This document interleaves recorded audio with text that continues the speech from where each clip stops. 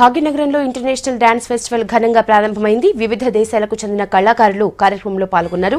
తమ ప్రదర్శనలతో అందరినీ ఆకట్టుకున్నారు. కలర్ఫుల్ గా సాగిన ప్రోగ్రామ్స్ తో సిటీ జనం పులకించిపోయారు. కళలు సరిహద్దుల్ని చెరిపివేసి మానవ సంబంధాల్ని పెంపొందిస్తాయని కేంద్ర సమాచార ప్రసారాల శాఖ మంత్రి వెంకయ్యనాయుడు శిల్పకళా వేదికలో ఇంటర్నేషనల్ డాన్స్ ఫెస్టివల్ ను బండారు దత్తాత్రేయతో కలిసి ప్రారంభించారు. దేశాల సాంస్కృతిక ఔన్నత్యాలను చాటి చెప్పేందుకు ఇలాంటి ఉత్సవాలు వేదికలవుతాయని అన్నారు నేతలు.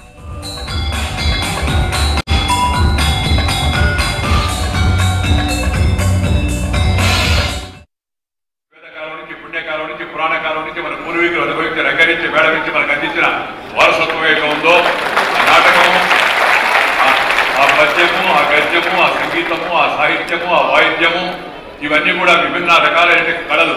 ఈ కళలన్నీ కూడా మన జీవితాన్ని సంతోషాన్ని తెలియజేస్తాయి. మనం చేసే నృత్యము, ఆ నృత్య భంగిమలు, ఆ కనుబొమ్మలు కదల్చడం కానీ శరీర భంగం, శరీర సౌష్ఠవమే కాకుండా మానసిక ఉల్లాసాన్ని, మనో వికాసాన్ని కూడా ఇచ్చి మనందరి యొక్క జీవితాలను తేలిక చేసే మంచి సాధనం డ్యాన్స్, నృత్యం అనే విషయం నేను చెప్పాల్సిన అవసరం లేదు. ప్రపంచంలో ఉండే అన్ని దేశాల నుంచి కూడా ఇవాళ ఆసియా పసిఫిక్ ఖండంలో ఉండే 10 దేశాల నుంచి నృత్యకారులందరూ మన రాష్ట్రానికి, మన నగరానికి, భాగ్యనగరానికి వచ్చారు. వాళ్ళందరూ కూడా మన తరఫున హృదయపూర్వక